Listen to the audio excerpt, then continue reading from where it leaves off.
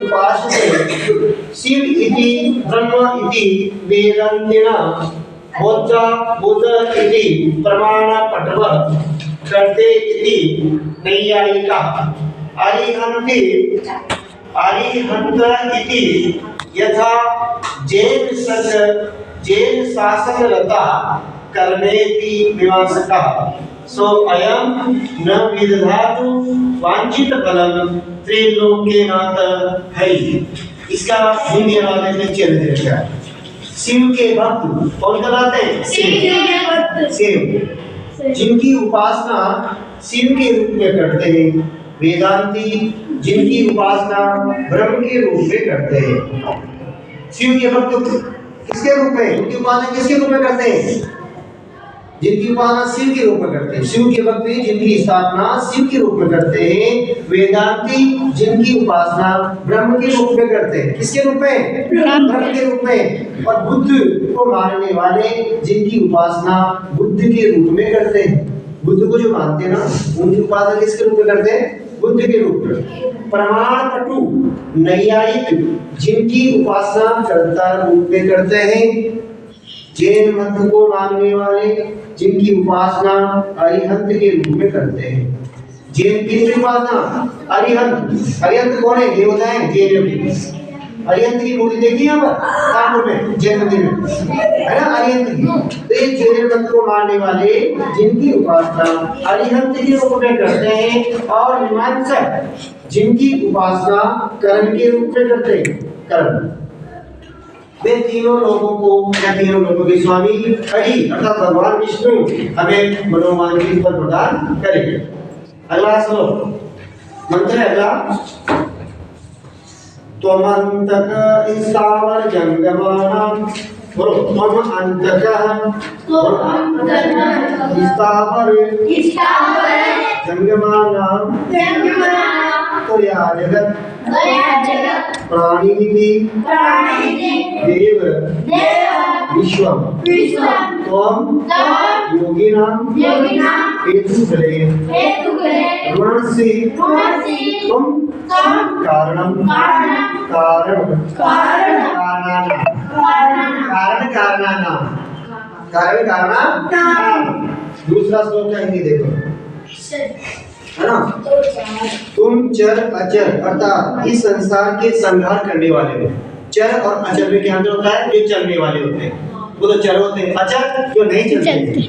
अचर है ना, जो चलते ना, क्या जैसे गाय बैल बकरी मनुष्य सब चल आते हैं, चलने वाले। अचर जो नहीं चलते, अपनी जगह स्थित रहते हो, जैसे पेड़ सजीव तो है लेकिन वो अपनी जगह स्थित रहते हैं, चलते नहीं हो, है ना। अचर के अंदर क्या आएगा? मकान भी अचर है, अचल संपत्ति है ना। तो ये अचर है। चर और तुम चर अर्थात अचर इस संसार के संहार करने वाले हो। तुम्हारे द्वारा ही ये संसार प्राण धारण करता है अर्थात जीवित रहता है। तुम योगियों के कर्म फल के निवारक अर्थात रोकने वाले हो। हे देव तुम इस संसार के कारणों के भी कारण हो। अब तीसरा श्लोक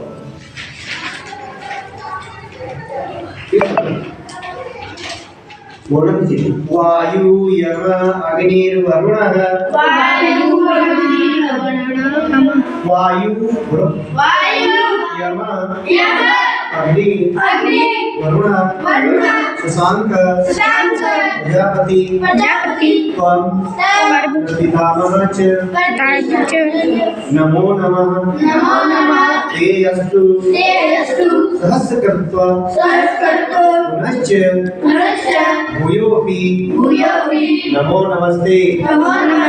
सब करेगा यो है। यहाँ पर देखो तीसरे श्लोक में बताया है कि तुम ईश्वर से करेंगे। तुम यानी तुम कौन हो? वायु यम अग्नि वरुण, और ये होता है शशांक के मतलब चंद्रमा। शशांक का मतलब चंद्रमा। हाँ, तुम वायु यम अग्नि वरुण और चंद्रमा हो। प्रजापति तुम, और तुम प्रजाओं के स्वामी हो। प्रजापति मतलब प्रजाओं के भी स्वामी अर्थात प्रजापति अर्थात प्रपितामह पितामह ब्रह्मा हो, मैं तुम्हें हजारों बार प्रणाम करता हूँ। नमो नमस्ते, नमो नमस्ते सहस्त्र, हजारों बार। सहस्त्र क्या होता है? मैं तुम्हें हजारों बार प्रणाम करता हूँ। पुनश्च भूयोपि नमो नमस्ते, और पुनः पुनः प्रणाम करता हूँ, बार बार प्रणाम करता हूँ। जय हे प्रभु। चलो सुनो। त्वम् आदिदेव पुरुषपुराण,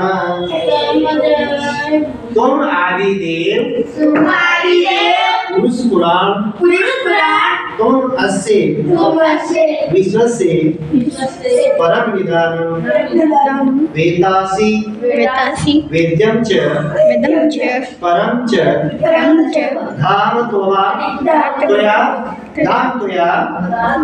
गतं विश्वम अनंत रूपम।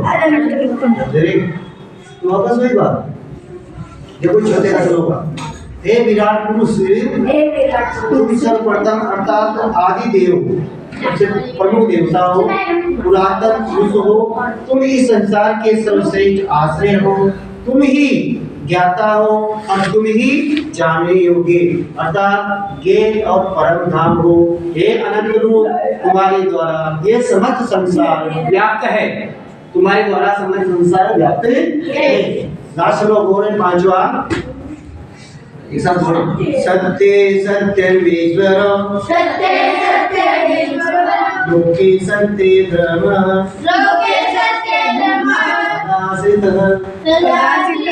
सत्य मूलनि सर्वाणि, सत्यात् नास्ति परम पदम।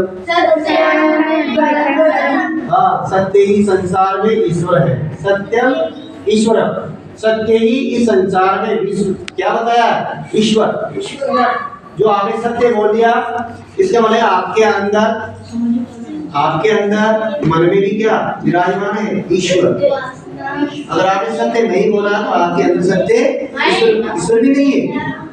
इस सत्य का निवास करता है, ईश्वर का निवास करता है सत्य के अंदर। सत्य क्या होता है? मन के अंदर। तो सत्य ही संसार में क्या है? ईश्वर है। जन्म भी सत्य की आश्रित है।